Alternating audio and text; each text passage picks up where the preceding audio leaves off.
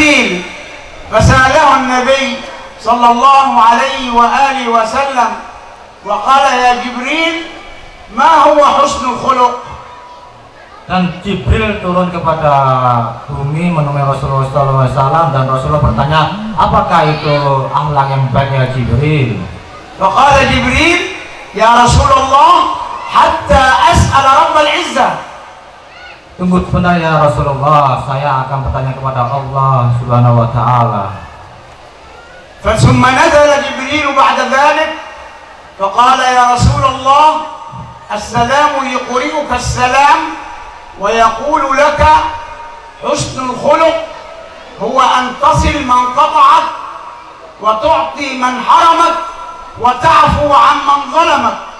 Dan husnul khuluq yang baik adalah akhlak yang baik adalah menjalin silaturahim ketika seseorang memutuskan hubungan kita dan memberikan kepada orang yang menolak kita dan memberikan kebaikan hati bagi orang-orang yang mengingkari kita.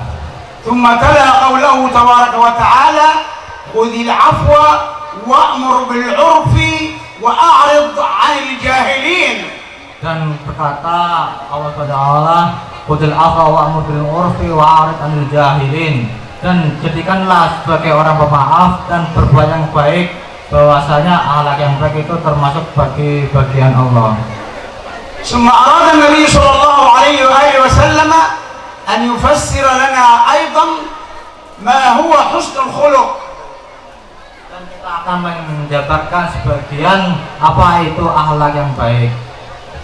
فعن العلاء بن الشخير رضي الله عنه قال جاء رجل إلى رسول الله صلى الله عليه وآله وسلم فقال يا رسول الله ما هو حسن الخلق.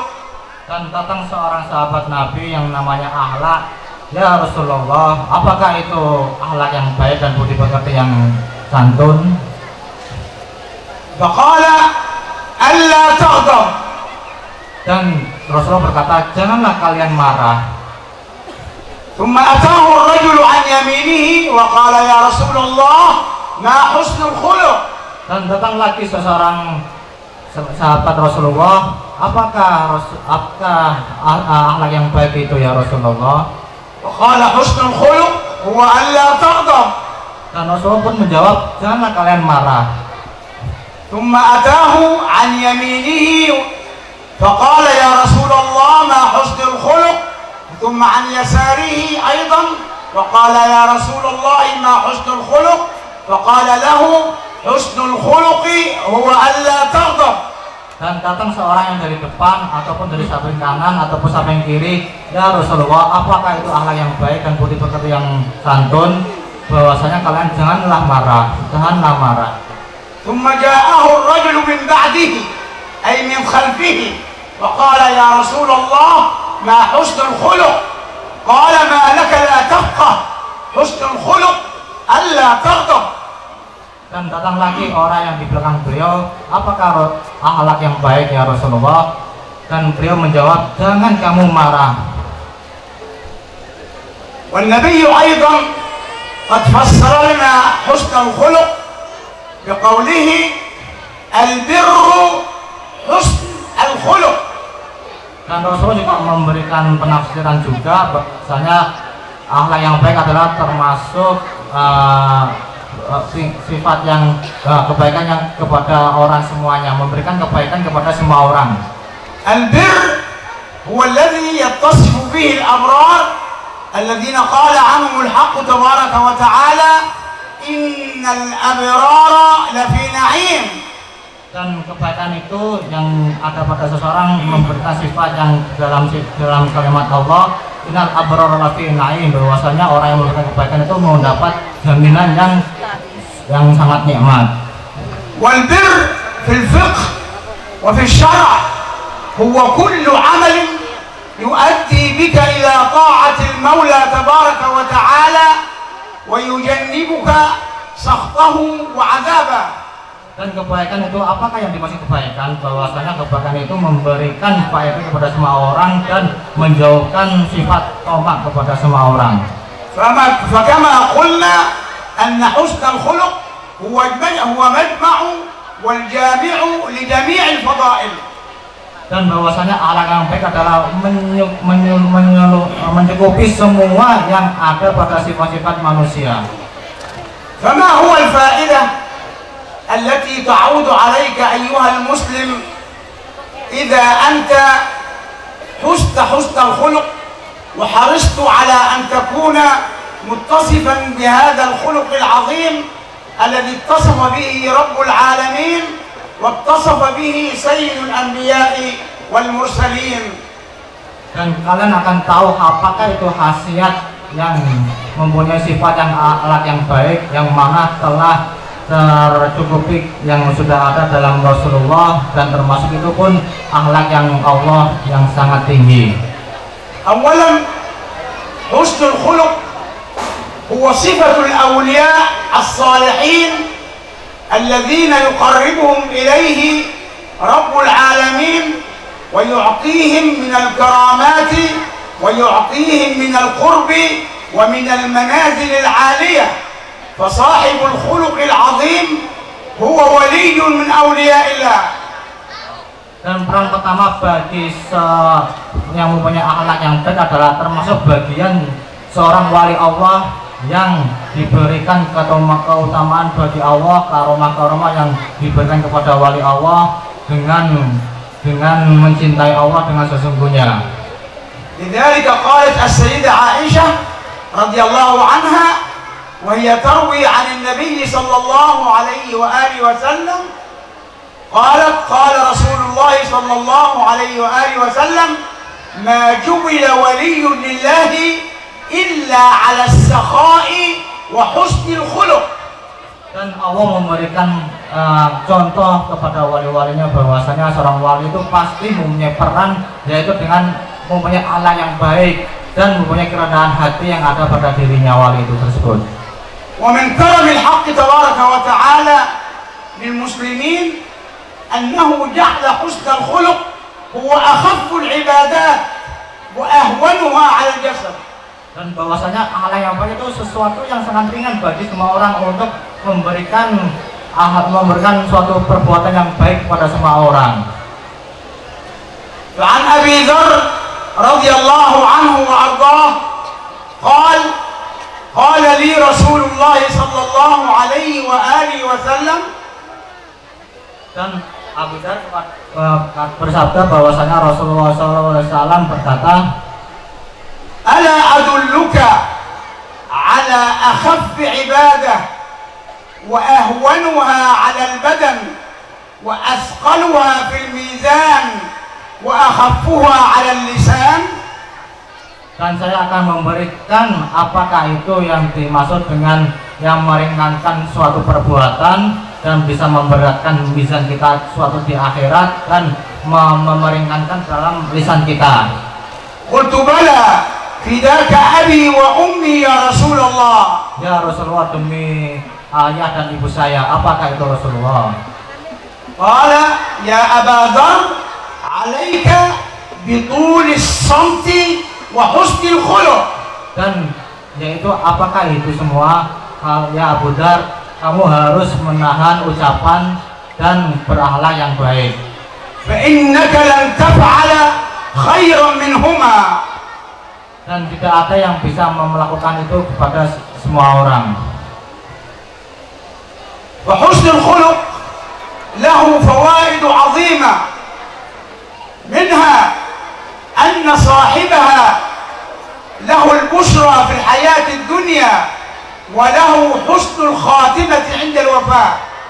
Dan husnul dan akhlak yang baik adalah bisa memberikan bagi orang yang di dunia dengan dapat berikan pahala-pahala yang banyak dan kelak di akhirat masuk surga Allah. Yaqulu Rasulullah sallallahu alaihi wa alihi wasallam. Dan Rasulullah SAW berkata, Yaqulu Rasulullah sallallahu alaihi wa alihi wasallam, "Alaikum bi husnil khuluq."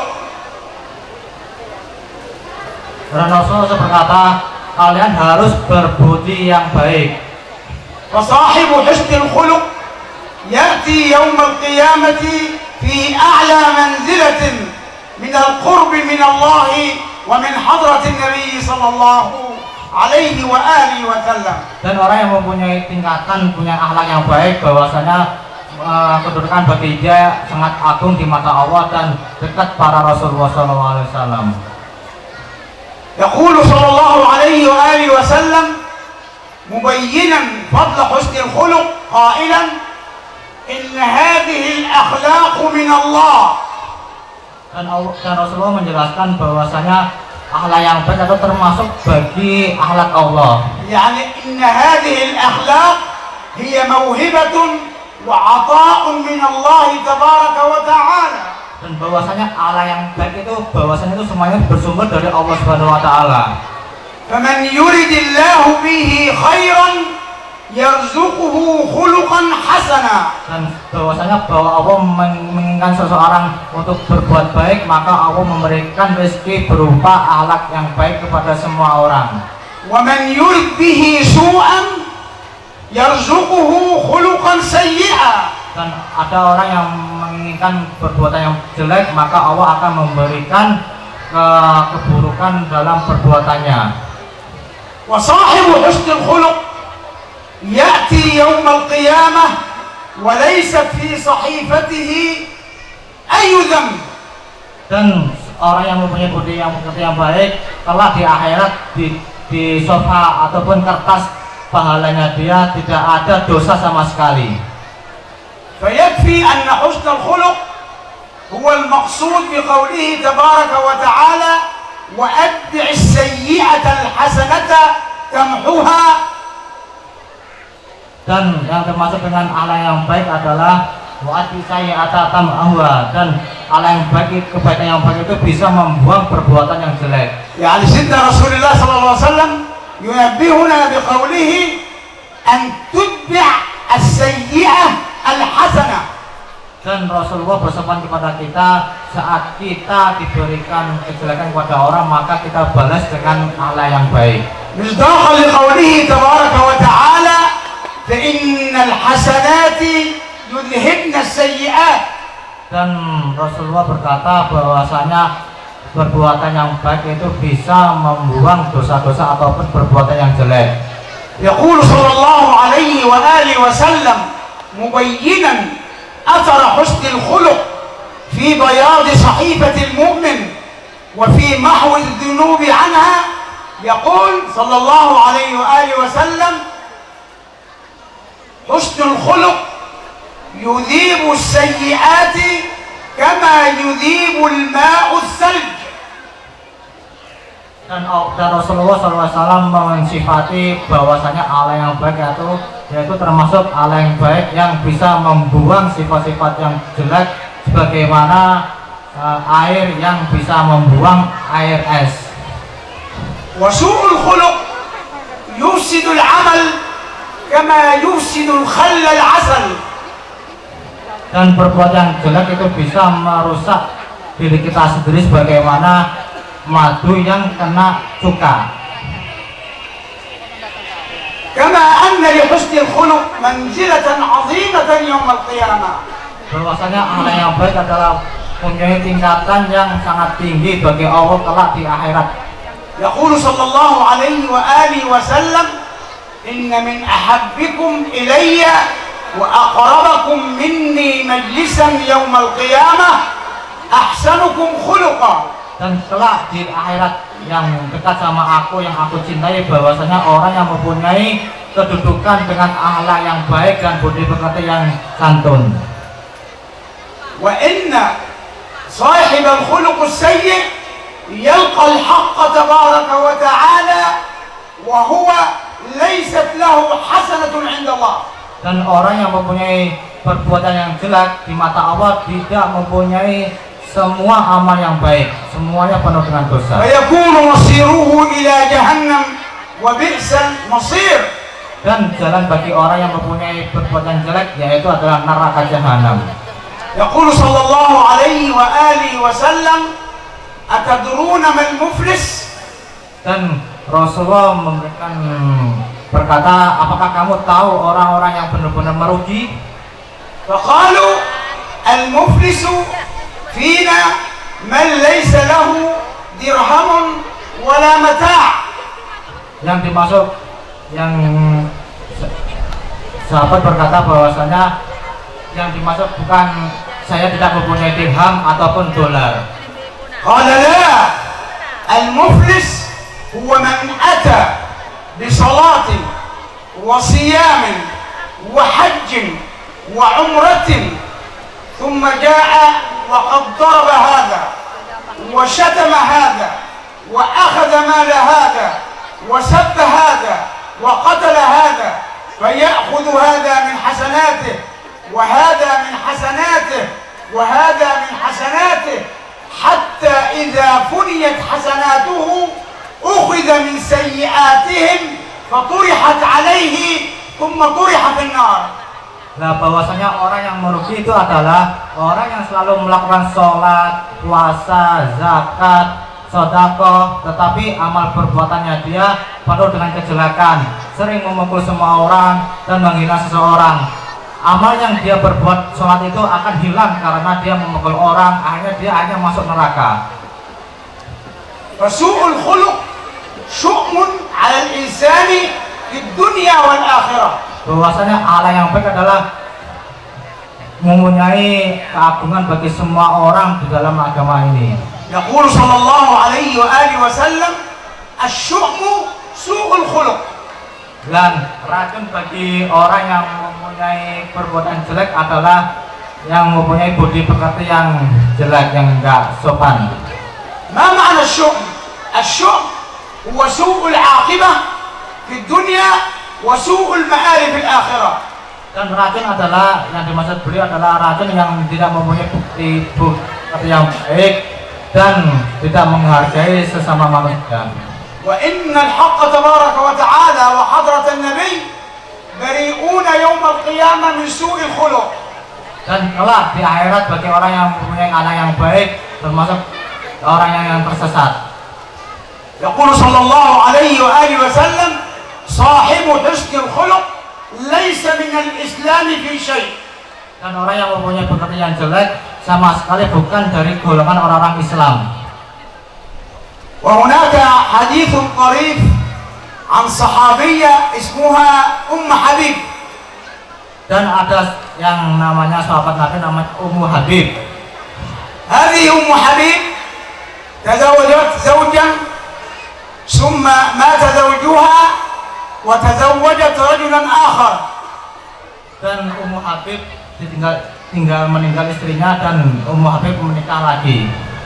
فقالت يا رسول الله إن المرأة يكون لها الزوجين في الدنيا ثم تدخل الجنة ويدخل معها زوجها فلأيهما تكون. Dan orang yang ini yang menikah namanya Ummu Habib, dia seorang perempuan. Dan setelah ditinggal mati suaminya, dia menikah lagi dan bertanya kepada Rasulullah, kelak aku di akhirat siapakah yang bakal menemani aku kelak? Dan Rasulullah berkata, orang yang mempunyai anak yang baik itu. فقال صلى الله عليه وآله وسلم تخير بينهما أيهما كان أحسن خلقا معها في الدنيا يكون لها زوجا في الآخرة. Dan diperjelas oleh Rasulullah bahwasanya di antara suami kalian itu yang mempunyai akhlak yang baik itulah yang kelak akan menemani kamu di akhirat kelak. ثم قال النبي صلى الله عليه وسلم بحديثه الجامع يا حبيب ذهب حسن الخلق بخيري الدنيا والآخرة. Dan Rasulullah bersabda bahwasanya adanya Rasulullah akan memberikan kebaikan dunia dan akhirat. وقد يسألني سائل كيف أتعلم حسن الخلق وكيف أمارس حسن الخلق وكيف أتخلق بحسن الخلق. Dan bagaimana kita menjaga akhlak yang baik dan kita bisa melakukan akhlak yang baik itu. أول شيء أمرك النبي صلى الله عليه وسلم بأمرين أن تخالق الناس بخلق حسن. Dan Rasulullah memberikan contoh yaitu dengan memberikan akhlak yang baik kepada semua manusia tanpa membedakan orang-orang tersebut. فتكون من الكاظمين الغيظ والعافين عن الناس. Walaupun orang tersebut menghina orang-orang ataupun membuat tercela kepada semua orang. يروي الإمام محمد الباقر عن أبيه جعفر الصادق أن جارية كانت توضئ أبيه جعفر الصادق فسقط منها الإبريق على رأس الإمام جعفر الصادق فشجه وسال الدم الشريف على وجهه. Dan ada seorang hamba yang dari sahabat Nabi bahwasanya dia melakukan sifat yang terpuji, yang tercela dengan melempar kepada seorang